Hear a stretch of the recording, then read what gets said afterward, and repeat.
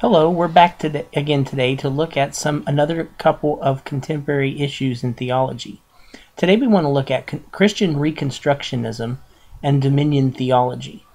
It's strange that these two would be paired together because they come from two completely different sides of the spectrum of the Protestant Christian world.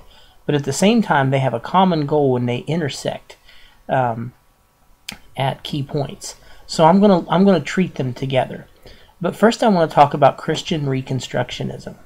Christian Reconstructionism is a movement that was founded by a Presbyterian named R.J. Rushdoony.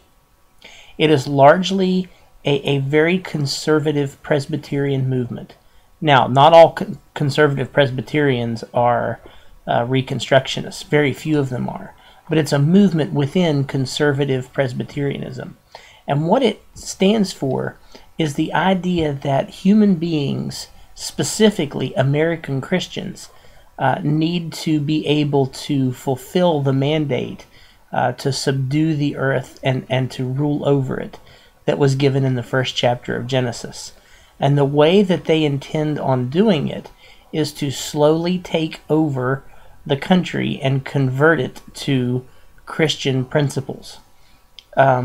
It sounds an awful lot like a political movement, and in many ways it is. It is a movement where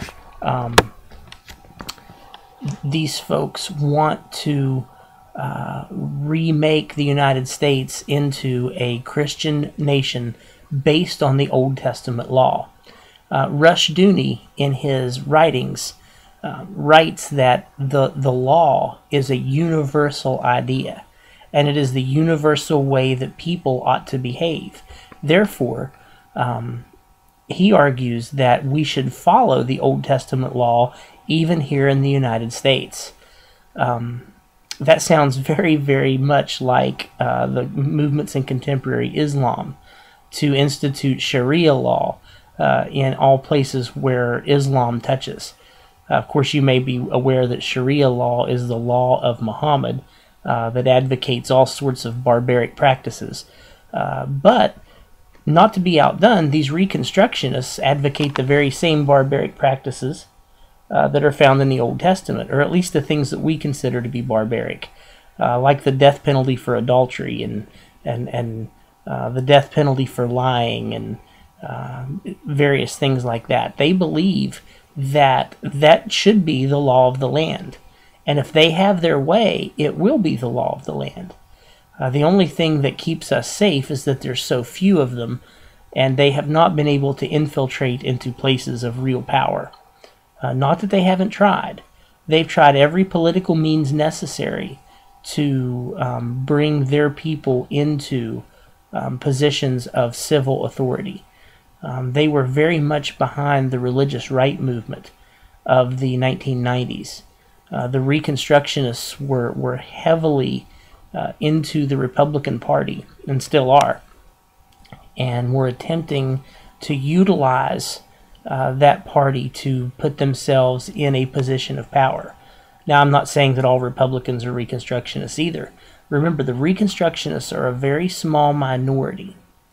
One of their key ideas is this idea that is known as theonomy, God's law. And what they want to do is make God's law the law of the world. Now, what would that do to America? Just to discuss our country. Well, there would be no freedom of religion. The only people that would be free to practice religion would be the Reconstructionists. And I'm quite sure that you would need to be a Reconstructionist in order to be free. They are Presbyterian. They are very strict in their Calvinistic interpretations, and I'm quite sure that nothing beyond the Westminster Confession would be acceptable in a Reconstructionist world. Now, thankfully, they're never going to be great in number, and they're never going to be able to take over. So we don't have a whole lot to fear from the Reconstructionists, but we do need to know that they are out there. Another way that they are out there is in a movement that is near and dear to my own heart, the homeschooling movement. As you may know, we homeschool our kids.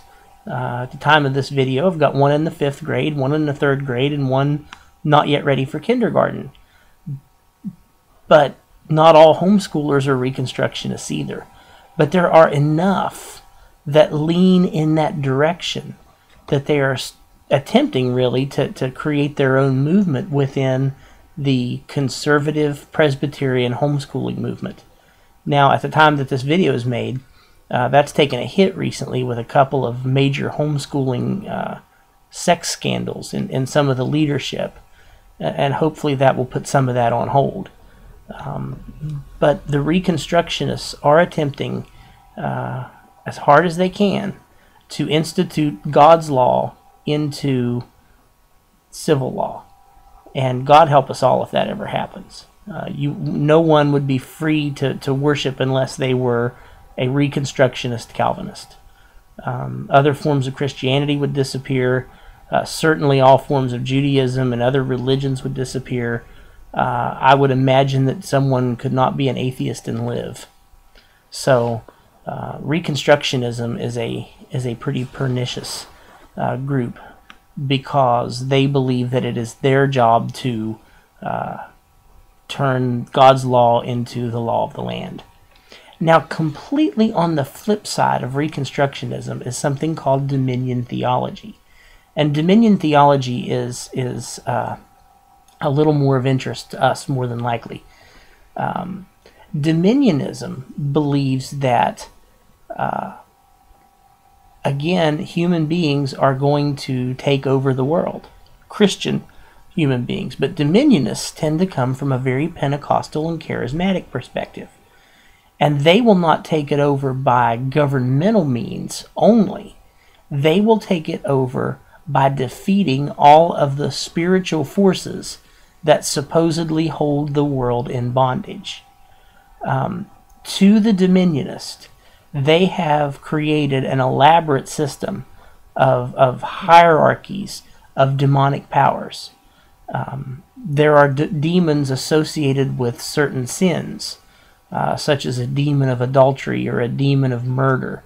And these demons tend to be somewhat territorial, according to these folks. There are certain techniques that are used within dominion theology to attempt to do what they call strategic level spiritual warfare. Now, I want to pause for a moment and back up, because a lot of dominion theology has arisen out of the third wave movement. Now, we talked about the third wave movement last week. We talked about how the third wave grew out of power evangelism and the concept of presenting the gospel through signs and wonders. Well, that movement eventually somewhat evolved into Peter Wagner and his international coalition of apostles. Now, Peter Wagner has set himself up as an expert in what he calls strategic level spiritual warfare. He's not interested in other types of spiritual warfare nearly as much. Now, the other types of spiritual warfare are the kind that most Christians are somewhat used to, or at least familiar with, and they're things that we see in the Bible. Minor spiritual warfare, according to Wagner, is personal victory over sin, personal resisting of temptation, victory over areas in our lives that have held us bound, even the casting out of demons out of people. Those are all, pretty much puny examples of spiritual warfare to Wagner. Wagner is a dominionist. He believes that human beings, specifically charismatic third wave type Christians, have been destined by God to rule the world as super apostles and super prophets, to lead the church and the rest of the world into a glorious golden age. And these apostles and these prophets are the ones who are in charge of conducting what he calls strategic level spiritual warfare.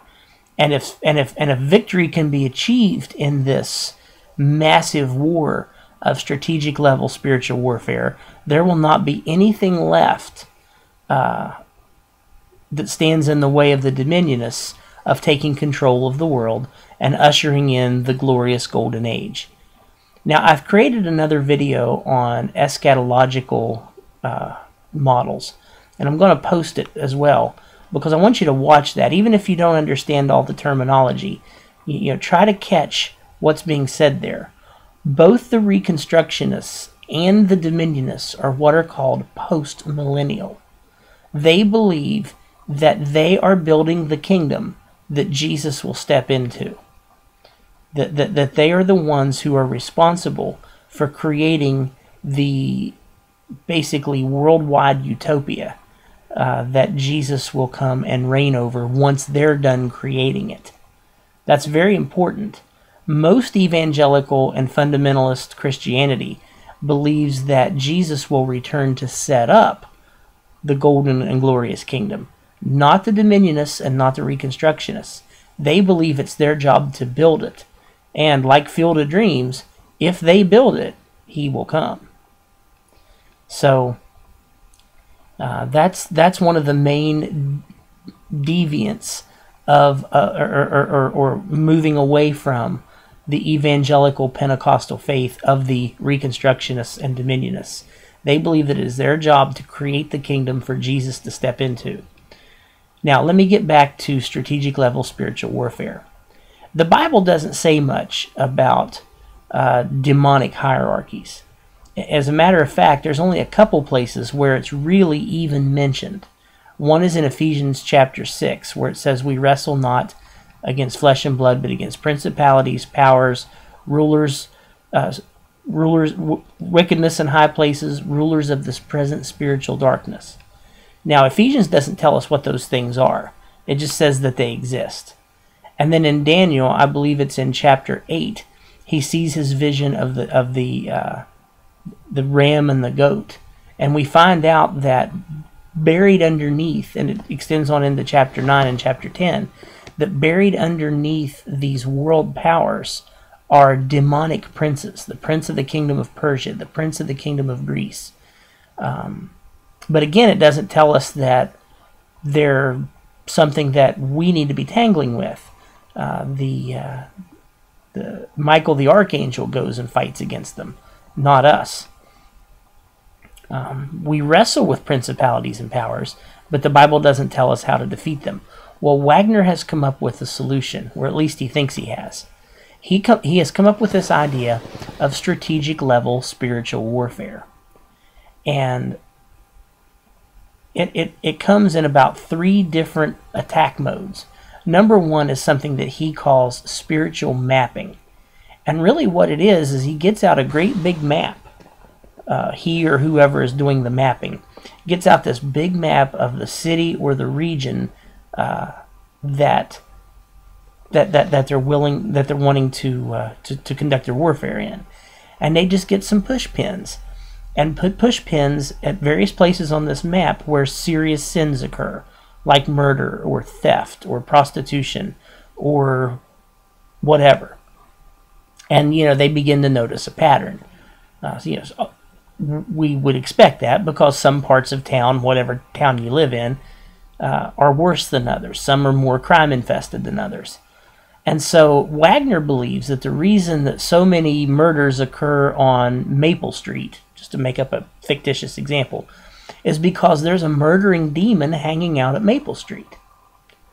And the reason that so much prostitution occurs over on Elm is because there's a demon of prostitution hanging out on Elm Street. And so Wagner believes that the method by which Christians can claim their cities for Jesus is to evict these demonic tenants from their homes, so to speak.